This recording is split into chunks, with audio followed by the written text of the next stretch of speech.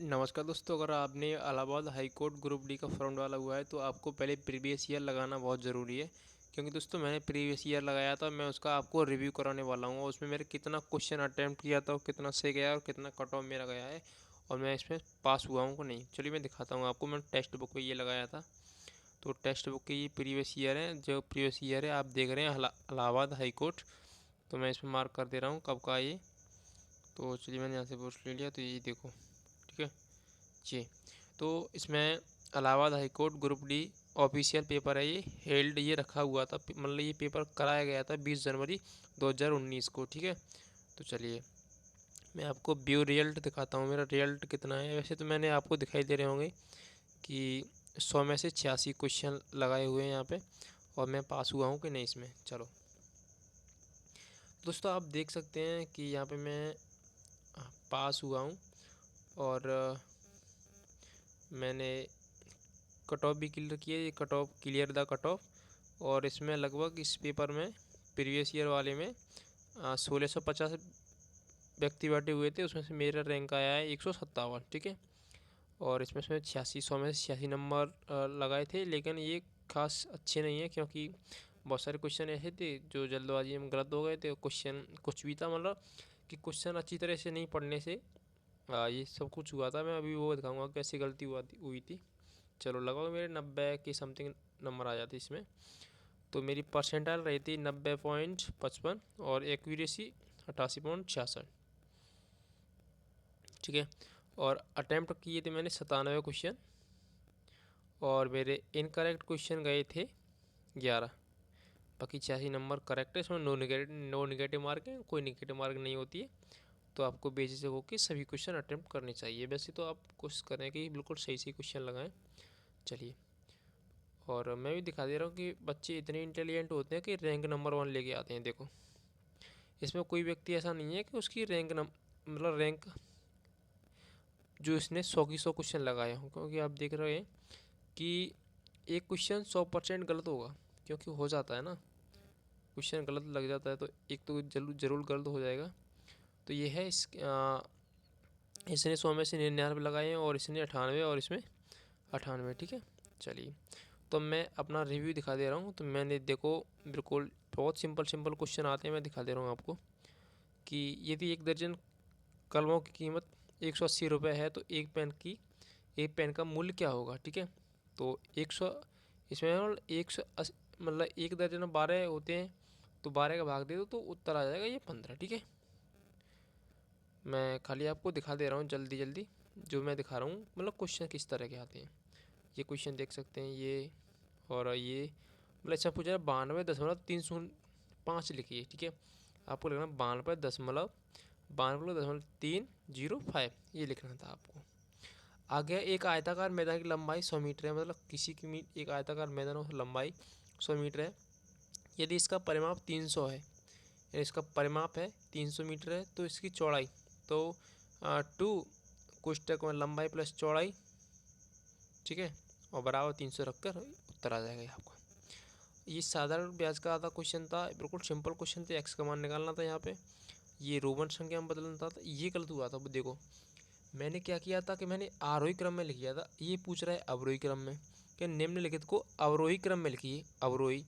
अब मैंने लिख दिया था आरोही, ठीक है। तो मैंने क्वेश्चन अटेम्प्ट किया था ये वाला, ये गलत हो गया था, लेकिन क्वेश्चन ये सही था, ठीक है। मैंने अटेम्प्ट ये किया था, लेकिन क्वेश्चन ये वाला सही था, क्योंकि इससे पूछ रहा अवरोही क्रम मिल गई है। तो मैंने इतना गौर ही नहीं दिया, मैं सोचा कि अब आरोही, तो जल्द फटाक से मैं लगा दिया ये क्वेश्चन गलत। क्यों यही गलती मार देती है बच्चे को। इसमें कोई दिक्कत नहीं है, ठीक है। अगली दो संख्या लिखनी है, 5 या 9 के बाद दो क्रमागत संख्याएँ क्या है, ये लिखनी है आपको, ठीक है। इसका वर्गमूल भाई सिंपल है, ठीक है। ये जल्दबाजी मैंने किया नहीं था, मतलब क्वेश्चन तो इसमें उत्तर ये होगा, लेकिन मैंने किया नहीं था। मुझ में आ भी रहा था, लेकिन मैंने किया नहीं था, क्योंकि थोड़ी टाइम जैसे टाइम कम रह गया था ना मेरे पास, इसीलिए। वैसे सिंपल था, बहुत जल्दी कर दोगे आप, और टाइम बचा दोगे, आधे घंटे में पूरा पेपर खींच दोगे, ठीक है। और ये भी कुछ नहीं है, इसमें 8 अंक का स्थानीय मान पूछना है, मतलब इकाई आएगा, सैकड़ा आएगा, दहाई आएगा, क्या आएगा, ठीक है। और इसमें कुछ भी नहीं है, गुणनखंड करने हैं तो आपको पता है 5 गुणन क्या हो सकते हैं, 1 और 5 हो सकते हैं, और तो कुछ नहीं हो सकता। ये क्या है, भिन्न करनी है, ठीक है। इसमें पी का मान, इसमें क्या निकालना है, एम का मान ज्ञात करना है, ठीक है। सॉरी नहीं, खाली ये पी दिए हैं इंटू, मतलब एम का मान तन दिया है, पी का मान तन दिया है, तो ये रखकर आंसर निकालना है इसका। एन के हल्के मतलब एन का मान निकालना है, इसमें कोई दिक्कत नहीं है। इसमें देखना एक तरह से इसमें कौन सा अगला आ सकता है, ठीक है। तो आपको पता है कि यहाँ पे देखो घटाई तो उसने 4 4 माइनस हुए, -4, यहाँ पे आया तो -4, फिर यहाँ पे -4, तो आगे भी -4 होगा, ठीक है। तो -4 करेंगे तो 34 बचेगा, ठीक है। 34 में उठाएंगे 4 तो 30 बचेगा, फिर 30 उठाएंगे 26 बचेगा, तो ये उत्तर हो जाएगा, ठीक है, ये वाला। चलो मैं प्रीवियस ईयर कराऊंगा आपको, बिल्कुल वो डिटेल में सॉल्यूशन कराऊंगा वो टेक्स्ट बुक का, कि आप देखते रह जाएंगे। टेक्स्ट बुक वो गजब चीज़ है ना, बहुत। चलिए तो मैं दिखा दे रहा हूँ क्या, मैं आपको हिंदी का वो दिखा दे रहा हूँ, ठीक है, हिंदी का निरुत्तर, ठीक है। देखो जो मैं हिंदी का प्रीव्यू दिखा दे रहा हूँ आपको टेक्स्ट बुक का, कितना गजब है। तो आपको मतलब जो उत्तर ना दे सके तो निरुत्तर, आपको निरुत्तर हो नहीं सकता, नि उत्तर हो नहीं सकता, निरुत्तर हो नहीं सकता, निरुत्तर हो नहीं सकता, निरुत्तर, ठीक है। तो देखो इसमें पूछा गया है जो उत्तर ना दे सके, इतना पूछा गया खाली। लेकिन इसका जो नीचे वाली डिटेल देखेंगे, टेक्स्ट बुक की नीचे वाली डिटेल देखेंगे, मतलब इसके ऊपर क्या डिटेल दे रखी है उन्होंने। देखो जो उत्तर ना दे सके वाक्यांशों के लिए एक शब्द है निरुत्तर। निरुत्तर का उचित संधि विच्छेद है नि प्लस उत्तर, या अगर पूछा जाता है कि नि उत्तर का संधि विच्छेद क्या है, निरुत्तर का संधि विच्छेद तो नि प्लस उत्तर, ये विसर्ग संधि का हो जाता है विसर्ग, यानी जो ऐसी बिंदी आ जाती हैं तो हमेशा विसर्ग आ जाती हैं, ठीक है। जो नास्य, नासिक के जो नाक से लगता है, नासिक नाक से बोला जा रहा है अक्षर, वो विसर्ग संधि में आ जाते हैं। विसर्ग के साथ स्वर अथवा व्यंजन के मिलने से जो विकार उत्पन्न होता है उसे विसर्ग संधि कहते हैं। अन्य विकल्प वर्तनी गलत, शुद्ध बिल्कुल गलत है ना, आपको पता है। ये वर्तनी में पूछा जाएगा। वर्तनी मतलब जो आपको मिसपेल्ड वर्ड होते हैं, यानी शुद्ध और अशुद्ध वर्ड होते हैं, तो आपको पूछा जाएगा इसमें से शुद्ध शब्द कौन सा है या अशुद्ध कौन सा है, ठीक है। तो आपको ये दे दिया जाएगा, या निरुत्तर, निरत्तर, निरुत्तर, तो ये शुद्ध है, बाकी सब अशुद्ध है। आके ये भी गलत हो गया था बस जल्दबाजी, मुझे पता था शक्कर था, शर्करा का क्या होगा, शक्कर होगा, ठीक है। तद्भव, तो तत्सम और तद्भव होते क्या हैं कि तत्सम शब्द होते हैं, ठीक है, संस्कृत शब्द होते हैं, और ये संस्कृति के शब्दों को डायरेक्ट हम तद्भव यानी हिंदी में यूज करने लगे हैं, तो वो तद्भव हो जाते हैं, ठीक है। तो शर्करा, अब नीचे देखेंगे हम प्रीव्यू टेक्स्ट बुक का, तो मैं बहुत डिटेल में कराने वाला हूँ प्रीव्यू, कुछ अपने से कुछ टेक्स्ट बुक की सहायता से, आपको डायरेक्ट मैं बोर्ड में कराऊंगा। तो आप अगर इलाहाबाद हाई कोर्ट की तैयारी कर रहे हैं ग्रुप डी की, तो आप मुझसे जुड़ जाएं और चैनल को सब्सक्राइब भी कर लें। दिए गए विकल्पों में शर्करा शब्द का उचित तद्भव शब्द शक्कर होगा, ठीक है। अन्य विकल्प अनुचित हैं। शक्कर विदेशी शब्द है जिसे चीनी खांड भी कहते हैं, यानी जो चीनी खांड हो जाएगा इसका पर्यायवाची शब्द हो जाएंगे चीनी खांड, ठीक है। पूछा जाएगा शक्कर का पर्यायवाची तो चीनी खांड। अब मैं बताता हूँ तत्सम और तद्भव, ये चीज़ बहुत इंपॉर्टेंट है कि तत्सम और तद्भव होते क्या हैं। अब तत्सम देखो, ऐसे शब्द जो संस्कृति से ज्यों, ऐसे शब्द जो संस्कृति से ज्यों के पुप, सॉरी क्या है, ज्यों के त्यों, ज्यों के त्यों, यानी ज्यों के त्यों लिए गए तत्सम होते हैं, ठीक है। आगे है तद्भव, संस्कृति से हिंदी में आने पर जिन शब्दों का रूप बदल गया हो तद्भव कहलाते हैं, यानी जो संस्कृति के शब्द चल रहे हैं वो क्या कहलाते हैं, तत्सम, और जो संस्कृति से बड़ा चेंज हो गए हैं वो हैं तद्भव, ठीक है।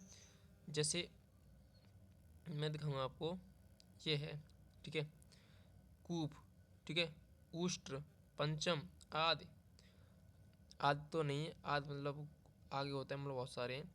जैसे अब आग हो गई, ठीक है, आग क्या है, तद्भव है। काम हो गया, पाँच हो गया, पंचम क्या है, संस्कृत में हो जाती है, पाँच क्या है, हिंदी, ठीक है। तो ये सब चीज़ें आगे, प्रभु जी तुम चंदन हम पानी, तो इसमें कौन सा है, तो तुम इसमें पता चला ना, चंदन तुम पानी, तो भक्ति रस होगा, श्रृंगार रस नहीं हो नहीं सकता, शांत रस हो नहीं सकता, ठीक है।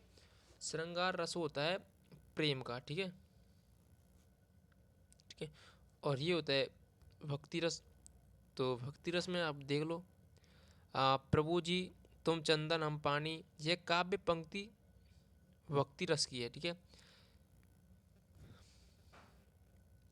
इस रस में ईश्वर की अनुरक्ति और अनुराग का वर्णन रहता है। इसका स्थायी भाव भगवत विषयक रति अर्थात वैराग्य है। रति का मतलब है प्रेम। ठीक है, भक्ति रस को भरत मुनि ने, जो भक्ति रस है भरत मुनि ने 9वें रस, हाँ ये बहुत इंपॉर्टेंट है कि 9वां रस किसने जोड़ा था, तो 9वां रस जोड़ा था भरत मुनि ने। ठीक है, बाकी यही सब चीज़ें मैं बहुत डिटेल में प्रीव्यू कराने वाला हूँ, तो ये बहुत इंपॉर्टेंट है। श्रृंगार रस का स्थायी भाव क्या है, हास्य रस का स्थायी भाव क्या है, करुण रस का स्थायी भाव क्या है, रौद्र रस का क्या है, वीर रस का क्या है, भयानक रस का क्या है, भीभत्स रस का क्या है, अद्भुत रस का क्या है, विस्मय। ठीक है, और शांत रस, वात्सल्य और भक्ति रस। ठीक है, तो ये सब चीज़ बहुत इंपॉर्टेंट हो जाती हैं। देखो अब ये भी मुझको गलत हो गया था, वह सो रहा था, तो भूतकाल होगा। ठीक है, सो रहा था, वर्तमान काल, भविष्यकाल, मैंने तुरंत ही लगा दिया भविष्यकाल होगा इसमें। मैं बाद में देखा, चेक किया तो यार जल्दबाजी में लग गया। ठीक है, तो इसमें क्या होगा, भूतकाल, तो वो सो रहा था, पास्ट में होगा ना, सो रहा था, तो भूतकाल होगा, मैं लगा दिया था। अब ये देखो काल किस तरह से बांटे गए हैं। ठीक है, हेतु भूतकाल कितने प्रकार के होते हैं, ये सब इम्पोर्टेंट है। तो चलिए मैं आगे इसका सॉल्यूशन कराने वाला हूँ। तो अगर आपने यूट्यूब चैनल नहीं सब्सक्राइब किया तो कर लें ज़रूर।